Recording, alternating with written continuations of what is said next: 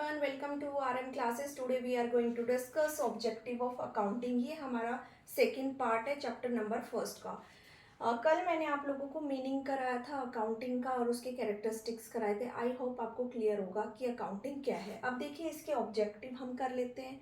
एक बार मैं आपको अकाउंटिंग दोबारा से रिवाइज करा देती हूँ। तो अकाउंटिंग क्या होता है? अकाउंटिंग एक आर्ट होता है जो कि आपकी डाटा को रिकॉर्ड करता है, समरी बनाता है उसकी, और फिर उसको प्रेजेंट करता है, उसका रिजल्ट बताता है। तो ये हमारी क्या है? अकाउंटिंग। अकाउंटिंग एक बिजनेस लैंग्वेज है जो कि हमें बताती है कि हमारे बिजनेस में कितना प्रॉफिट हुआ है, कितना लॉस हुआ है, कितना हमने किसी से उधार लिया है, कितना हमने किसी को देना है। तो ये सारी चीज़ें हमें अकाउंटिंग बताती है क्योंकि हमारे बिजनेस की लैंग्वेज है। तो अब हम कर लेते हैं ऑब्जेक्टिव।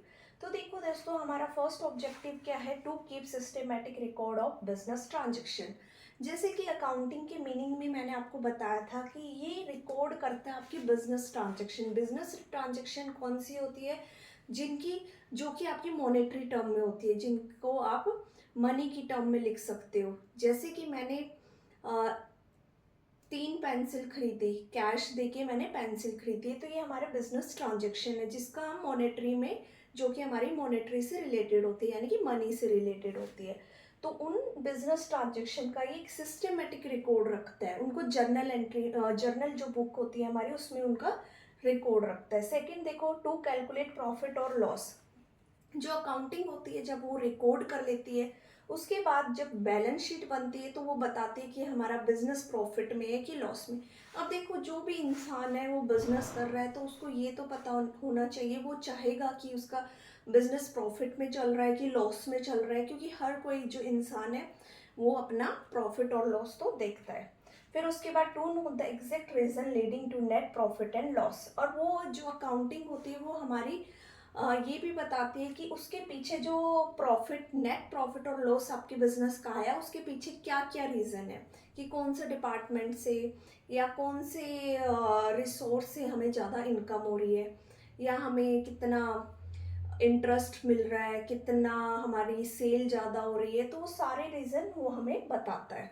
उसके बाद to ascertain the financial position of the business, और ये हमारे बिजनेस की फाइनेंशियल पोजीशन को भी बताता है। फाइनेंशियल पोजीशन हमें कैसे पता लगती है बिजनेस की? जब हम बैलेंस शीट बनाते हैं तो वहाँ पे हमें हमारे जो बिजनेस की फाइनेंशियल पोजीशन का पता लग जाता है कि कितनी हमारी बिजनेस हमारा प्रॉफिट में चल रहा है कि लॉस में चल रहा है। तो इसके लिए भी हमें ये हेल्प करता है। उसके बाद to ascertain the progress of the business from year to year, और ये एक और चीज़ चेक करता है जब हम जर्नल में रिकॉर्ड करते हैं एंट्री, उसके बाद हम बैलेंस शीट प्रिपेयर करते हैं, तो उसके बाद हम अपनी करंट ईयर के डाटा को हम पास्ट ईयर के डाटा के साथ कंपेयर कर सकते हैं, कि हमें पता लगेगा कि पिछले साल से हमारा जो इस बार बिजनेस है कितना प्रोग्रेस में है या लॉस में चल रहा है। देखो, हमें बिजनेस में कई बार प्रॉफिट हो रहा होता है, बट हम उसको लास्ट ईयर के साथ कंपेयर करेंगे तभी तो पता लगेगा कि बिजनेस में एक्चुअल ग्रोथ हो रही है कि नहीं हो रही है। तो इसलिए ये हमारी हेल्प करता है। नेक्स्ट आता है to prevent and detect error and frauds. और ये जो अकाउंटिंग होती है, जब हम रिकॉर्ड करते हैं कोई भी ट्रांजेक्शन, उससे हम डिटेक्ट कर सकते हैं फ्रॉड और एरर्स। कई बार क्या होता है कि हमें ना गलत कोई एंट्री हमने पोस्ट कर दी, या कोई भी हमसे मिस्टेक हो गई, वो चीज़ें हम यहाँ से इजिली फाइंड आउट कर सकते हैं। To provide information to various parties. तो मैंने कल भी आपको बताया था कि ये कम्युनिकेट करता है। अकाउंटिंग कैसे करता है? आपकी इंटरनल और एक्सटर्नल यूजर्स को इंफॉर्मेशन प्रोवाइड करके। तो ये हमारे यूजर्स कौन कौन हो सकते हैं? आपके बैंकर्स हो सकते हैं, इन्वेस्टर्स हो सकते हैं, आपका मैनेजमेंट हो सकती है। तो ये सारी उनको इंफॉर्मेशन प्रोवाइड करता है। तो ये हमारा टॉपिक था।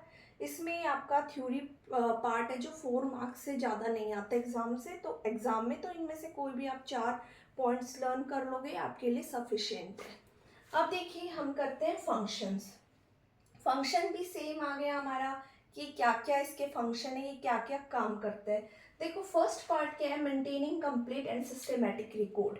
तो ये जो हमारी अकाउंटिंग होती है, वही सेम टॉपिक दोबारा से आपको लग रहा है कि रिपीट हो रहे हैं, तो वही ये सेम काम करता है कि एक सिस्टमेटिक और कंप्लीट रिकॉर्ड रखता है।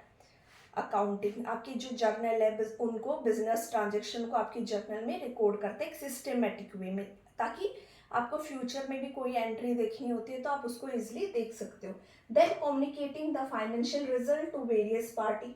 कम्युनिकेटिंग का मतलब क्या होता है कि यूजर्स को इंफॉर्मेशन प्रोवाइड करता है कि आपकी, देखो यूजर्स कौन कौन से होते हैं, बैंकर्स, इन्वेस्टर्स और डेटर्स, मैनेजमेंट। अब मैनेजमेंट को कोई भी डिसीजन लेना है तो वो कहाँ कम्युनिकेट करेगा, अकाउंटिंग अपनी जर्नल एंट्री को उठा के देखेगा, अपनी लास्ट ईयर की फाइनेंशियल पोजीशन को उठा के देखेगा, बैलेंस शीट्स को उठा के देखेगा कि मेरा जो बिजनेस है वो प्रॉफिट में चल रहा है कि लॉस में चल रहा है, क्या क्या उसमें मेरे को प्रॉब्लम आई है, उनको मैं कैसे सुधार सकता हूँ। कोई भी डिसीजन लेना हो तो मैनेजमेंट की हेल्प करता है।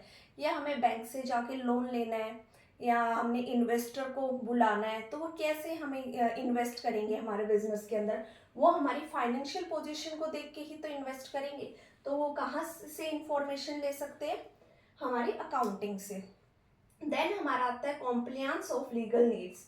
अब देखो जब हमारा बिजनेस अच्छे से प्रॉफिट में चल रहा है तो हमें जीएसटी टैक्सेस हम वो कहाँ से पे करेंगे, जब हमारा ये रिकॉर्ड सही तरीके से होगा तो ये गवर्नमेंट की भी हेल्प करता है हमारे टैक्स वगैरह भरने में। उसके बाद आता है ट्रस्टीशिप। अब इसमें क्या होता है, जो ये बिजनेस के कंसेप्ट में आता है, जो बिजनेस होता है वो आपका किस पे चलता है, ट्रस्ट के ऊपर चलता है। अब बिजनेस को रन कौन कर रहा होता है, मैनेजमेंट। तो जो ओनर होते हैं वो मैनेजमेंट के ऊपर आपका ट्रस्ट बना के रखते हैं कि वो देखते हैं कि अगर आपके बिजनेस प्रॉफिट में चल रहा है इट मीन्स आपकी मैनेजमेंट अच्छी है, अगर लॉस में चला गया तो इट मीन्स आपकी मैनेजमेंट में कोई दिक्कत आई है। Then providing assistance to management. उसके बाद ये क्या करता है, आपको मैनेजमेंट में भी हेल्प करता है, असिस्ट करता है।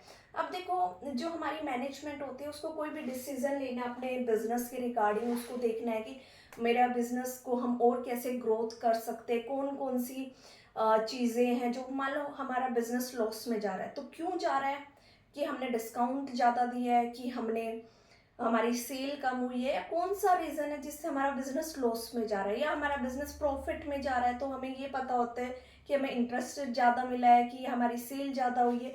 तो ये सारी इंफॉर्मेशन कौन प्रोवाइड देगा करेगा, जब हमारी सारी एंट्री हम जर्नल में रिकॉर्ड करते एक सिस्टमेटिक वे में, तो जो मैनेजमेंट होती है उसको ये हेल्प करेगा। तो मैनेजमेंट एक सही ढंग से उसको डिसीजन लेने में यूज कर सकती है। उसके बाद आता है protecting the asset of a business. अब देखो जो बिजनेस की एक इम्पोर्टेंट पार्ट होता है एसेट्स। एसेट्स क्या होता है आपकी, यानी प्रॉपर्टी।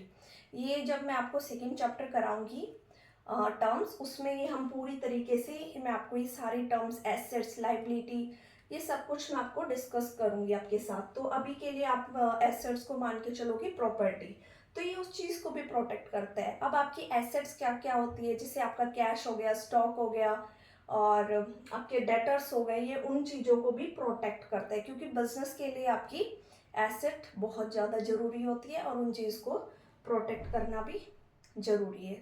तो ये हमारी उसमें हेल्प करता है। Thank you so much. Video अच्छी लगी हो तो लाइक एंड सब्सक्राइब।